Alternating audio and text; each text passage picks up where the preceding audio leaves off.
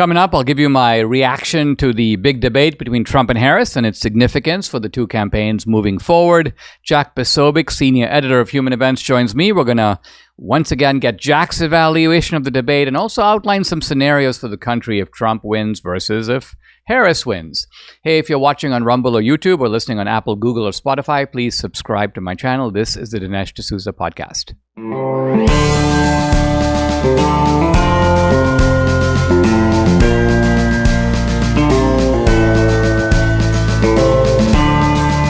America needs this voice.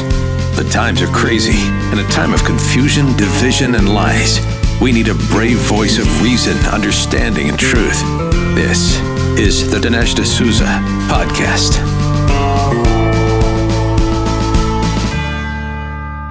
Hey guys, a lot to talk about today. I want to begin with a couple of announcements just regarding the new film and book. The tickets for the new film will go on sale early next week, most likely on Tuesday. Now, I want to emphasize 2 points. One is it's really helpful for you to see this film in the theater. Well, you'll love it. The film is made for the theater. All my films really are. And so while you can watch them in other formats, the theater is just far and away the most spectacular. And we create scenes that are cinematic in that kind of large dimension. So you'll enjoy the film immensely in the theater. Go with friends, round up your buddies, your book club, your Republican group. And the film opens on the 27th of this month. But tickets go on sale early next week. And again, it's really helpful, just as it's enormously helpful to go see the film right away, meaning opening weekend. So mark your calendars for September 27th, 28th, or 29th. If you can possibly see the film in that period, it's huge because that is what the entire movie industry is looking for. How does the film do in opening weekend? That's going to determine the fate of the film going forward, whether it stays in the theaters a week or 2 weeks or longer. All depends upon how it does in the opening weekend. But a second point I want to make is that buying tickets early is also hugely helpful. Why? Because again, the movie industry is looking to see how is this film selling in terms of early ticket sales. So you can wait until a day before and go, oh, I'll just show up and get my ticket. And hey, I'd rather have you do that than not see it. But on the other hand, if you jump on and order tickets right away, it sends a kind of electric jolt through the movie industry. And theaters are like, oh, wow, this is selling fast. Let's pull it into our theater as well. So we add theaters based upon early sales. So that's my announcement about the film. Gear up, if you will, and buy your tickets early next week as soon as it goes on sale. The website vindicatingtrump.com. The book is already getting some very nice action in terms of pre-orders. But it's a great companion piece for the film. The book is more of a legal argument. It spells things out. It makes the case for Trump in a kind of a unique way. And it does it with some intellectual depth and sophistication. In fact, you'll see that I connect the conundrum of Trump to the conundrum of Lincoln's Lyceum speech, a speech that Lincoln gave very early in his career, speech not as well known as the Gettysburg Address or the first inaugural, but Lincoln prophesied something about America, the rise of a tyrannical power that will take over and subvert the constitutional republic that we have. And the film and the book investigate the question, well, yeah, that is a threat. Lincoln was prophetic. That is real. But where is it coming from? Is it coming from Trump? Is it coming from the Biden-Harris regime? This is, I think, the question at the heart of the 2024 election. Now, today is also the anniversary of 9/11. And wow, it flashes our minds back, of course, to that fateful day. But I think this is a point Debbie was making a little earlier today. She's like, I wonder if we've forgotten 9/11. Not forgotten it in the literal sense, but are we in a sort of 9/10 mentality?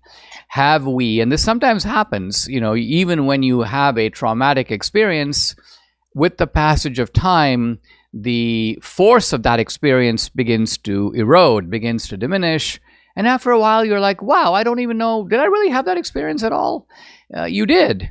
And the point is that even after the immediate emotions of that event pass, the lessons of the event shouldn't pass. So what's the lesson of 9/11? The lesson of 9/11 is that we are dealing with a serious threat of people, Islamic radicals, who have never given up their project to destroy us.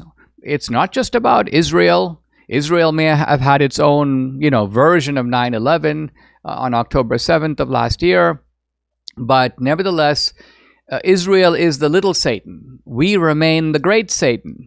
Israel is the near enemy. We are the far enemy. But many of these Islamic radicals have come to believe that they have to destroy the far enemy in order to defeat the near enemy.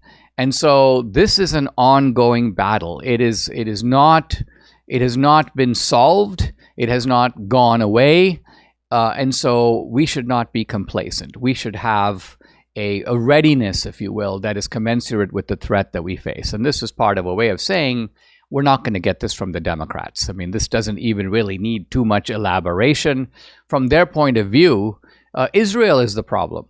The United States is the problem. We solved the problem by giving Iran various kinds of approvals. Yes, you can kind of go ahead with your nuclear program. Just keep it peaceful, will ya? Now, you want some money? All right, we'll send you some pallets of cash. Don't use it for terroristic purposes, will ya? This is the Democratic foreign policy. It is very dangerous and very troubling. So with that, let me turn briefly. I'm going to have Jack Posobiec come on shortly, and we're going to try to discuss in some depth last night's debate. I watched the debate. I didn't watch the beginning. I kind of missed it, but I jumped in and picked it up. And I was watching the debate for a couple of things. Well, first of all, Trump's temperament through the debate, which I thought for the most part was pretty good. I thought that Trump maintained a balance and a kind of equilibrium that he didn't have. Well, he certainly had it in his recent Biden debate, the one that knocked Biden out, but he didn't have it in one of the key debates of 2020, a debate that I think did not serve him well in the lead up to the 2020 election. Trump just seemed flustered. He just seemed irritable, like, well, why are we even talking about this? And there was a certain kind of dismissive tone that didn't come across all that well in 2020. So I was just kind of keeping my fingers crossed. I hope we don't see that Trump last night. And we didn't. What we did see was a debate in which you have moderators who go completely rabid. And it's the rabidity that I think is the issue here. Because look, no one with any sense would have thought the moderators are going to be pro-Trump. No. The best you could hope for, the moderators will be somewhat fair. And that was actually the case, perhaps somewhat surprisingly, in the CNN moderated debate with Biden. But here we got moderators who decided to sort of go unleashed against Trump. And as I say, we've seen debates, and going back, to the Reagan years. I mean, go back and watch, this is historically just interesting, the Reagan-Carter debate, the Reagan-Mondale debate. You will see that the moderators, in subtle ways, are clearly biased in favor of the Democrat. So this is a generational media problem. But at the same time, there are certain instances where the problem is worse than other times. And I think we saw something of the worst last night. I was just listening to a clip from Megyn Kelly this morning, and she was just raging and fuming. I think she even used the F word. She was super mad at what she saw as a complete, not just abridgment, but a jettisoning, a throwing out of journalistic standards. And my point is, ABC doesn't care about its credibility. They don't care whether they're following journalistic standards. This is like asking, is the New York Times concerned with being unbiased? No. Is the New York Times concerned with truly printing, quote, all the news that's fit to print? No. But the question is not so much whether the media is going to learn its lesson. They're not. The question is whether the ordinary American citizen can see quite obviously what's going on. Because obviously when bias is subtle, it's more difficult to detect. It looks like the guy is just being skeptical. He's just asking a tough question. What's wrong with that? But when the moderator in effect like reaches into his, picks up a baseball bat and goes running after Trump and tries to beat him over the head, you would think that even the not particularly savvy or alert observer can go, wait, isn't that guy the moderator? What the heck is going on? I've never seen a debate like that. I think that was, in fact, the picture conveyed by yesterday's debate. So that's my short take on it, but you'll hear more of my views as well as the views of Jack Posobiec, a very savvy observer of this kind of thing, coming up right after the break. Consider this: without God, can we have a democracy? And if religion is removed from Washington, who pays the ultimate price? There's a new movie out called God's Not Dead, In God We Trust. It's the story of a small-town pastor pushed into the political arena to run against a powerful regime, forcing faith and religion out of American politics. There's no better time for this movie in today's divided culture. All of this upheaval and yearning for spiritual leadership is America's collective scream to keep God in the forefront. God's Not Dead challenges mainstream liberals in the battle for spiritual leadership, hope, and faith in America. Watch it with your family and friends, and remember the words of Ronald Reagan: without God, democracy will not and cannot long endure. We must remember we are one nation under God. Don't miss God's Not Dead, In God We Trust, a Pinnacle Peak production, in theaters September 12th. Are you feeling overwhelmed by the increasing cost of health insurance? Have you had enough of not having control over your healthcare dollars?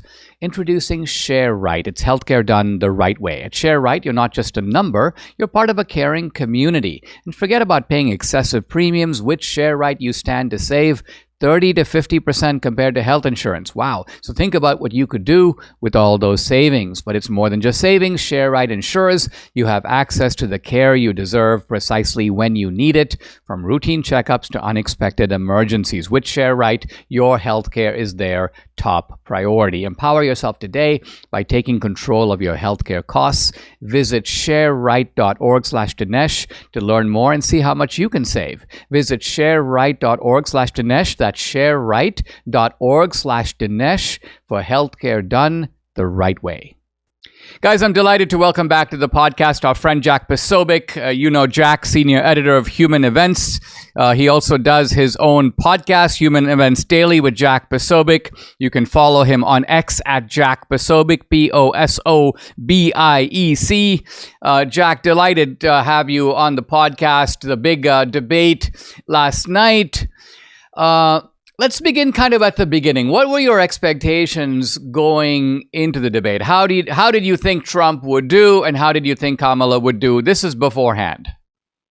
Hi, Dinesh. Well, once again, thanks so much for always having me on. You know, going into the debate, I had tweeted something, a sort of flashback, to remind people that one of the debate moderators, Lindsay Davis up there, had actually referred to President Trump as in alignment with the KKK in the past. And so I was sort of remembering that, but then I also remembered CNN, the way they conducted themselves.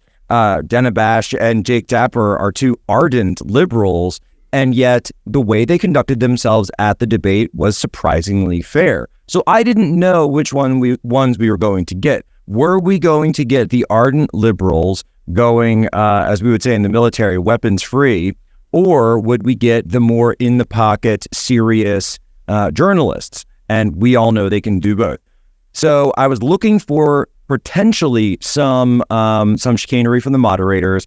And then also, look, Kamala Harris, there was the big question of, would she be able to meet the moment? Would she be able to get knocked off script? And then as far as President Trump, the question, of course, is he going to be able to be that voice of the forgotten man and woman of this country? Is he going to bring up stories that the mainstream media didn't talk about? And so those were the things that I was looking at. And by the way, when you talk about the bar, going into this debate, the NPR Marist poll, as well as the New York Times Siena poll nationally, both had Trump up a couple of points nationwide. Now, this is not a position where Donald Trump has found himself in any of his campaigns.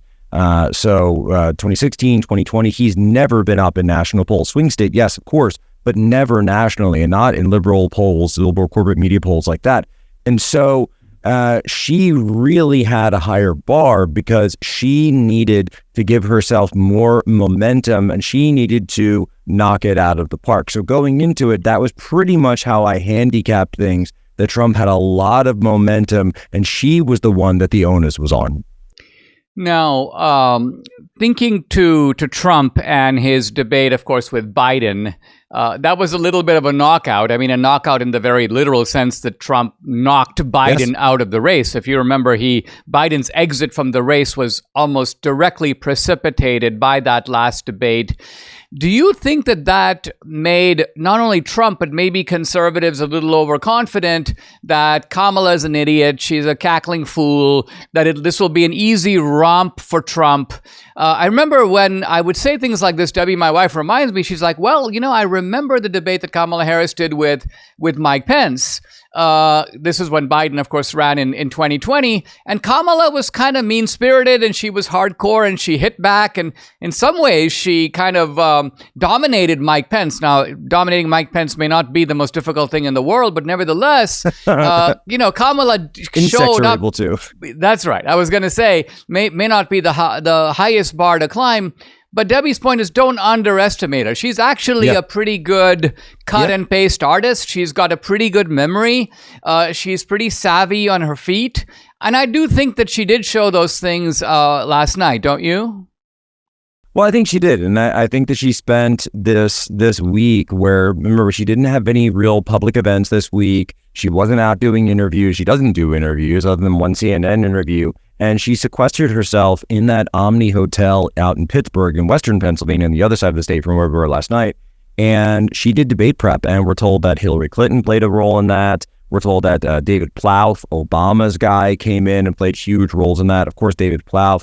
And you hear these, Aaron Sorkin-esque West Wing scripted lines coming out again and again. Things like, don't lie like that. I'm a gun owner, and so is Tim Walz. Suddenly she's a gun owner now, even though last time again she said that she would confiscate guns, mandatory buybacks.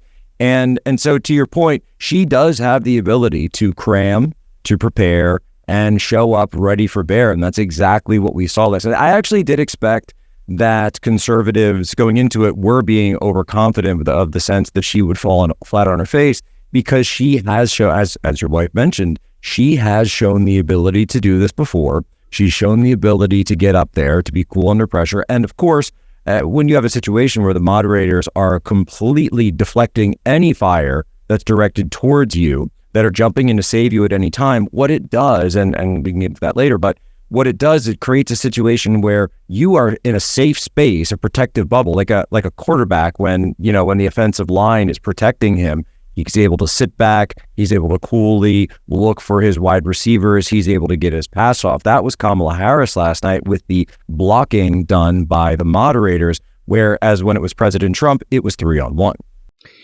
Do you think, well, a couple of questions jump to mind about this, Jack. One is, do you think it was a tactical error for Trump to agree to a debate with this kind of format? In other words, presumably Trump could have gone in and said, listen, I always get these very biased moderators. They're openly in the tank for the other guy. Why don't we have two moderators, with one being right of center, kind of someone who's a recognized Republican, and the other who's a recognized Democrat. And that way it's a little bit more like the old CNN crossfire format, where you've got somebody who's sort of Trump leaning, who's maybe the one who presses Kamala Harris, and then you've got somebody who is sort of Democrat leaning, who's pressing Trump. And that would create not only the impression, but the reality of even-handedness. Now, maybe that wasn't an option on the table, but do you think is it a tactical blunder for Trump to go into these settings, or is Trump right to say, well, listen, I don't care who it is, I don't care who the moderators are, I'm going to be okay even if it's 3-on-1? Well, I can certainly understand where he's coming from, because he's always wants to show that he's willing to take whatever fire. He's willing to go into the fray, go step into the lion's den. A lot of people said when he went and did a one-on-one with CNN a while back during the primaries that would be a bad move. They even said that his debate with Joe Biden on CNN would be a bad move, and obviously it ended up being a knockout. And so I can certainly understand the calculus for wanting to go in, but just as someone who, take off the labels for a second, just someone who's a voter, I think that it would have been much better served. The American people would have been much better served having a debate, as you mentioned, or, perhaps even a moderate up there, someone from the Green Party. Why not? As someone who's a moderator, coming in and actually asking these questions. So you do get a wide swath of opinions, rather than what we saw from ABC was not just one opinion, but also an attempt to control what is truth itself and the nature of reality, so that when President Trump brings up things like the horrors that we see visited by these Haitian marauders in the Midwest, or the fact that he was nearly killed by an assassin's bullet, and David Muir says, "Oh, excuse me, we have a lot to get to. We're not going to be talking about that," and they never even follow up a question.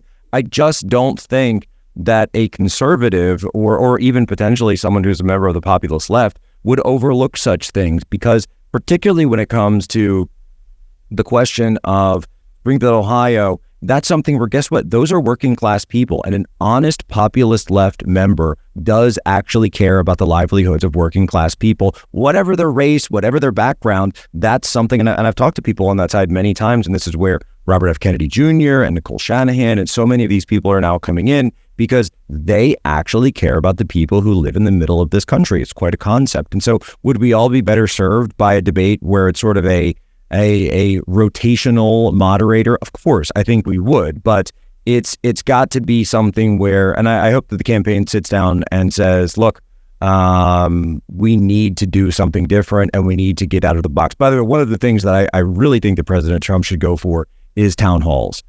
Go for a town hall, get Kamala Harris in, where you have to actually face real people, where you have to answer questions from real voters, something where, I'm not sure which directionality the questions went last night. Did they provide the debate questions to her, or did she provide the debate questions to them? But, Yeah, it certainly right. It certainly seemed like she had a little bit of preparation there. I'll just put it that way. let's take a pause. We'll be right back to talk more about this with Jack Posobiec. You asked, and MyPillow listened. They're finally bringing you the most requested offer ever. Right now, you can get the queen size premium MyPillow, the most popular pillow, for only $19.98. MyPillow is made with patented adjustable fill. It adjusts to your exact individual needs, regardless of your sleep position. It helps keep your neck aligned and holds its shape all night long, so you get the best sleep of your life. But that's not all. Good deals all around. Get the MyPillow 6-piece kitchen or bath towel sets, just $25. The brand new mattress topper as low as $69.98, and the famous MyPillow bed sheets as low as $25. And there's so much more. Call 800-876-0227. The number again, 800-876-0227, or go to mypillow.com.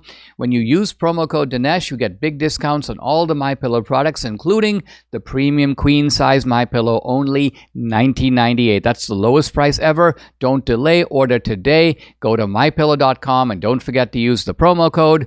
It's DINESH, Dinesh.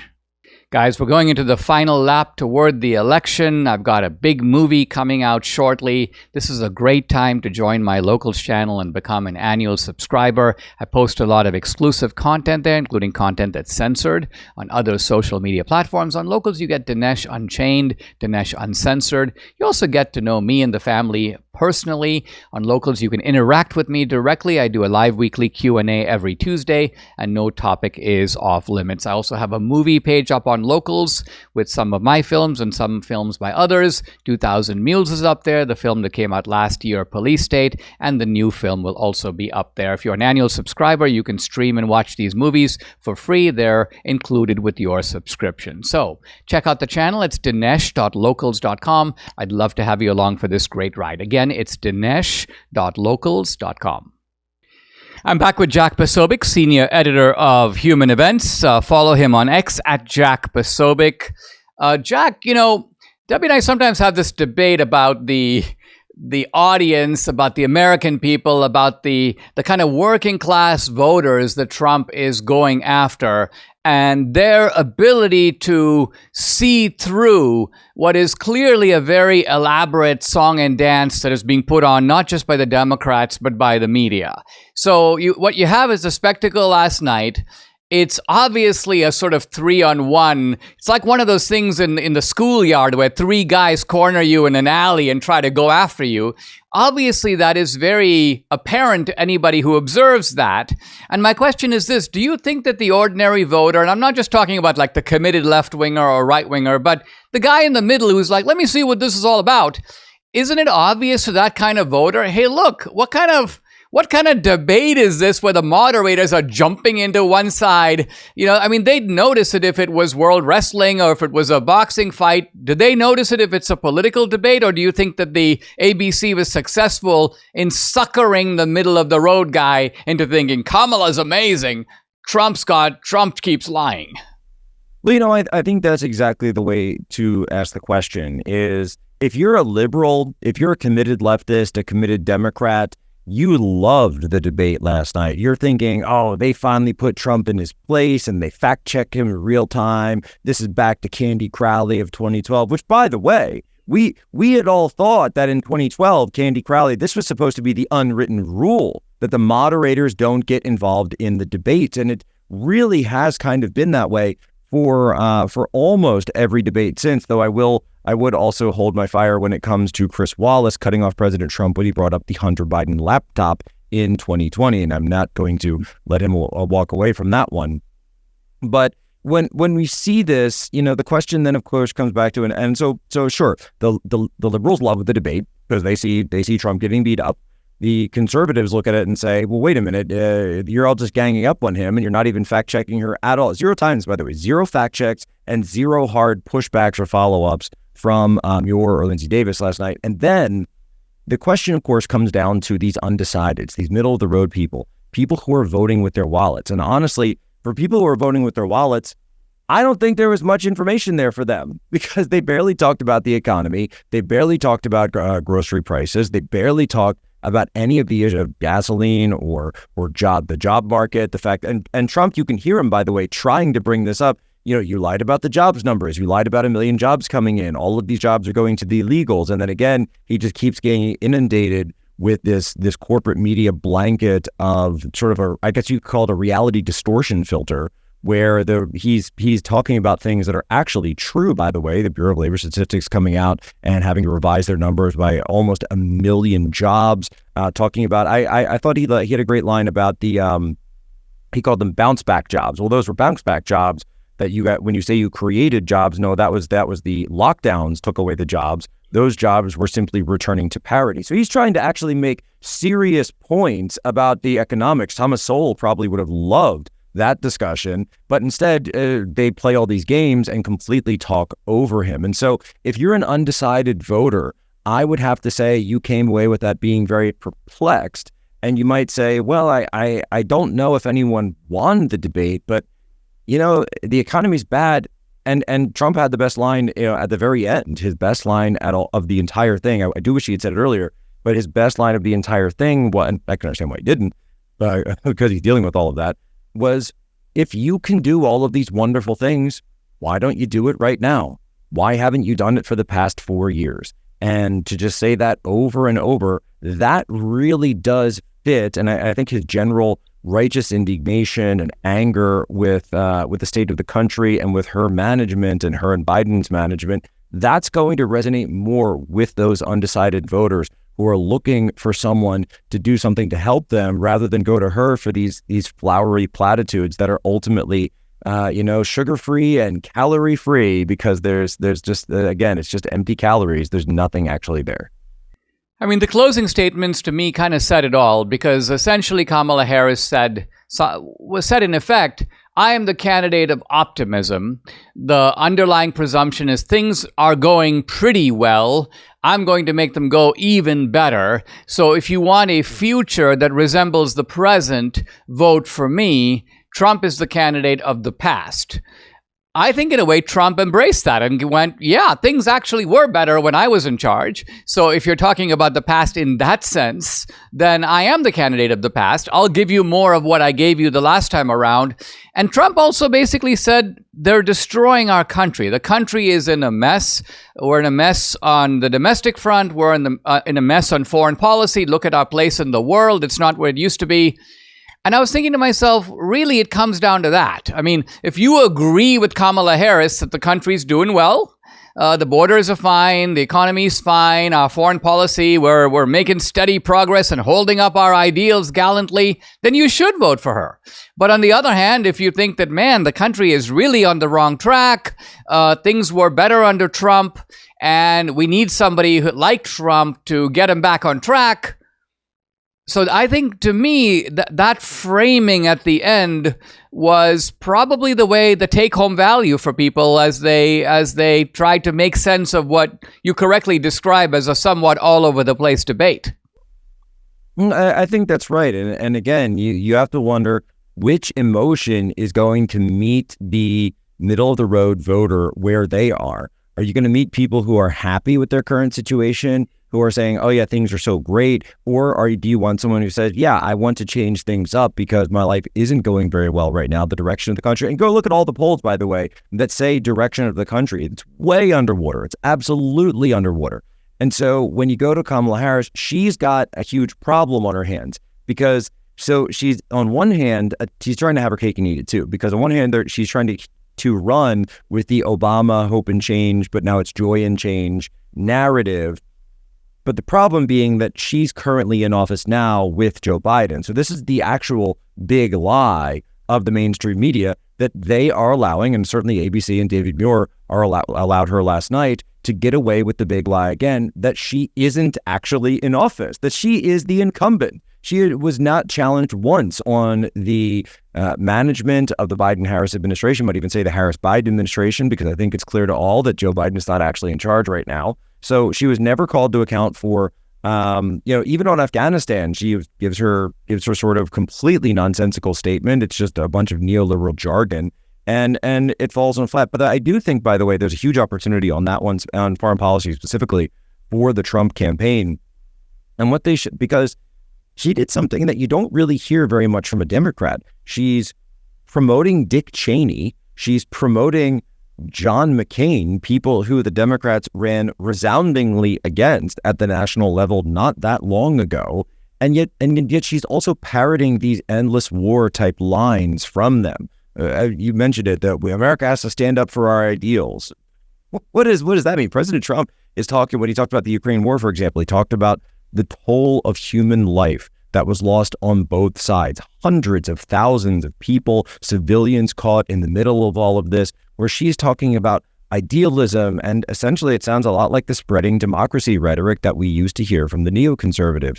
And so if an incredible campaign ad could be cut from her comments, taking one of the old Dick Cheney speeches or a John McCain speech and lining it up with, or Bill Kristol, maybe even, one of these odious type, John Bolton, and then just lining it all up with what Kamala Harris said on stage last night. And I think that you can go, and by the way, you can play that all over the place. And I have to say it, take her comments on Israel and play that in Michigan as well, because I think there's a lot of people there, again, thanks to the Democrat policies, that will not agree with her. We'll be right back with Jack Posobiec. I'm back with Jack Posobiec, senior editor of Human Events, also host of the Human Events Daily podcast with Jack Posobiec. Follow him on X at Jack Posobiec. And Jack, when I think about this Ukraine war, it almost to me has a kind of World War I resonance. By that I mean, you had in World War I trench warfare, lasts a very long time, a large number of casualties, and nobody really seems to make any progress. In other words, the Russians have not been successful in completely defeating Ukraine, but neither has Ukraine been successful in substantially recovering territory from Russia. And all you get is a kind of, this is where I think Trump is right, more and more dead men piling up with seemingly no end in sight. So for Kamala Harris to say, well, our motives are good, we, quote, want Ukraine to win. I remember the moderators pressing Trump, who do you want to win? As if Trump's intentions in this matter are more important than what is actually happening on the ground. Do you agree with that assessment? I completely agree with that assessment. Actually, in that moment, I was I could feel myself.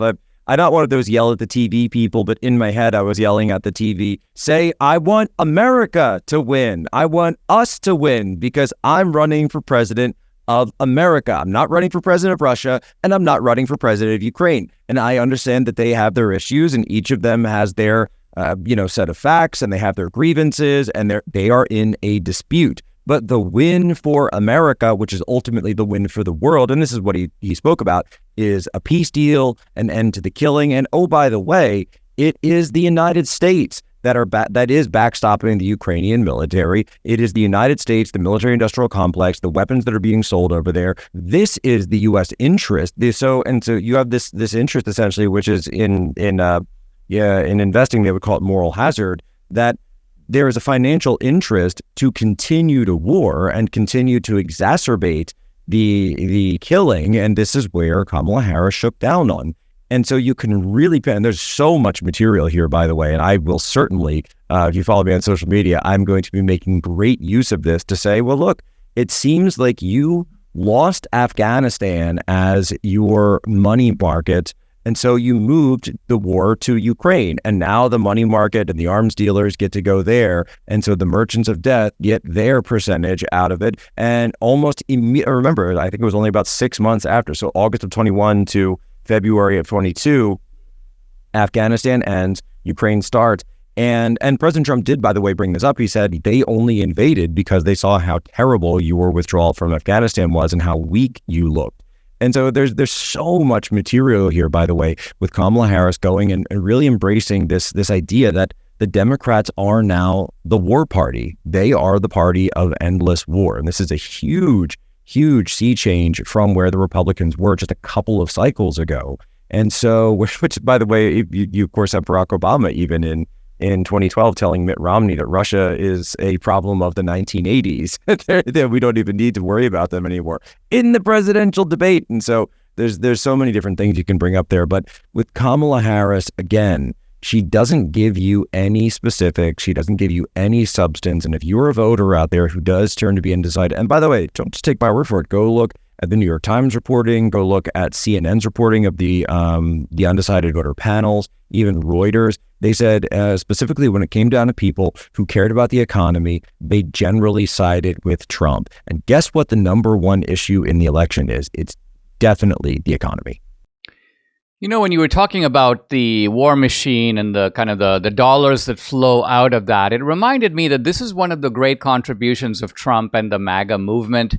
It's a reconsideration of the role of the defense industry. Because when I flash back to the 80s and 90s, by and large, we had a sort of bifurcated view of government. Government does things terribly, except in the Defense Department.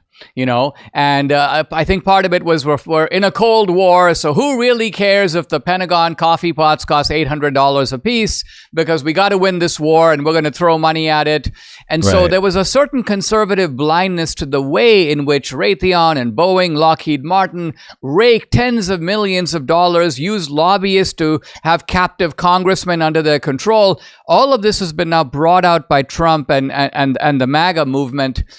Talk for a minute about Trump's demeanor, because, of course, Trump had a very bad debate with Biden in 2020, where he just seemed irritable and petulant from the beginning to the end. I think this was in the back of everybody's mind. Are we going to see that Trump, or are we going to see the more cool and sort of assured Trump that we saw in the debate against Biden? It looked to me, by and large, that Trump was under control last night, that he was pretty measured. There were times, like you say, when he was annoyed, but he wasn't annoyed in a personal sense. He wasn't annoyed. He was annoyed out of a kind of righteous indignation over what's happening with the country or the way that Kamala was lying. And that's quite different from a kind of name-calling petulance, which I think we saw in the Biden debate of 2020. I think that's right. And I think that one of the ways that people characterized that 2020 debate is they said Trump came across like a bully. And the difference between that and last night was that Trump was fighting back against a corrupt machine, but doing so on behalf of the people every single step of the way. He was talking about his supporters and going to bat for them. He talked about Ashley Babbitt. He talked about the J6ers who have been held without trial, many of whom were completely peaceful and have been locked up for so. He talked about, again, the people in the Midwest, these Ohio issues that really are being brought to bear because J.D. Vance is on the ticket, that they have faced an invasion, a government-backed invasion from their own government, hundreds of thousands across the state and other parts of the Midwest, from places all over the third world, people that nobody voted to have come in. And he comes in and actually speaks from the voice of the people, and those people are angry. And so I've got friends now that are on the ground in Springfield, and they're posting videos up, people through Frontlines, and just other influencers and YouTubers are now descending on the town saying, wait a minute, all of the townsfolk disagree with everything that city manager said, and we agree with President Trump, like him or not. He's the one telling the truth against, to be a truth teller against a crooked regime, to be a truth teller in a time of lies. This was the anger that you saw coming out of Trump last night. It wasn't that sort of, I'm dominating you, I'm a bully type of thing. This was, I'm a champion for these people, and you may not like it, but I'm going to tell you like it is. Jack, we are in an election where you've got, on the Trump side, Robert F. Kennedy Jr. I mean, think about it. The kind of yes, the Kennedy, the most famous of the living Kennedys. Let's put it that way. And then you've got Tulsi Gabbard, longtime Democrat. You've got now Alan Dershowitz swinging over to the away from the Democratic camp. Meanwhile, the Democrats have Adam Kinzinger, they have Joe Walsh, they have Dick Cheney, they have Lynn Cheney. I mean, they have Liz Cheney. And my question is this, I wonder if Trump should grab onto this reshuffle deck and building on what happened last night, going forward, identify, well, let me put it this way. In the Black community, as you know, there's a kind of unified resistance to the man, right? Who's the man? It's the system, it's the regime, it's the establishment that is trying to dominate you. It's the people who tell you lies up and down. It's the people who have not only the cops in their pocket, but they've got the juries and the judges in their pocket. So here's my point. We have something equivalent of that in the political sphere, where the institutions, the intelligence agencies, the media, all gang up on Trump. So why doesn't Trump embrace that, identify these people, identify them as a regime and as a gang, and run against them collectively? Yes, and I think that's his strongest argument, to say, I'm not running against Kamala Harris. I'm running against a system. I'm running against an establishment that, they're screwing over me, but more importantly, they're screwing over all of you. And by the way, even Dave Chappelle, who's not a Trump supporter, in a famous SNL monologue talked about this. And he talked, I think it was SNL, may have been in a separate monologue, but he said, look, I knew Trump was going to win because he walked out on the debate stage and said, hey, you know something? These system and these politicians, they're screwing you. And then people were like, what? And no one had ever said anything, like a billionaire to come out and say such a thing. And this is almost 10 years ago, so it's almost baked in many ways. By the way, I think a lot of the temperamental stuff is already baked in because Trump's just been a figure in America, the singular figure of American politics for a decade at this point. But also then Dave Chappelle would follow it up by saying, well, how did Trump convince people? And the way that he convinced people, he came in and said, you know how I know they're screwing you? Because I used to be part of it, and I'm walking away from it. He just admits it to everybody that the things you think are going on behind closed doors are 10 times worse. And I'm a traitor to my class because I'm going to come down and try to help you. That is his single strongest. And it goes all the way back to 2015, coming down the golden escalator. Again, down the escalator, the symbolism that he's coming from a higher place to be down with the people. It's almost, it's Promethean in a sense. I'm bringing the fire of the gods to you. Now let's raise up and destroy the crooked old gods. I mean, that's fascinating stuff, Jack. And actually, our film on Trump begins with that. It begins with Trump, who's this celebrity. I didn't know that. And everybody loves him. And then the going down the escalator to me represents not just the joining the people, but in a sense also giving up that cultural celebrity and suddenly becoming a Exactly. pariah. He's like, all of it. I'm literally moving down socially in order to take up the cause of the people. Great stuff, Jack. This is fascinating. Thanks for joining me, guys. I've been talking to Jack Posobiec, Senior Editor of Human Events. Jack, always a pleasure. Thank you so much, Dinesh. Subscribe to the Dinesh D'Souza podcast on Apple, Google, and Spotify, or watch on Rumble, YouTube, and SalemNow.com.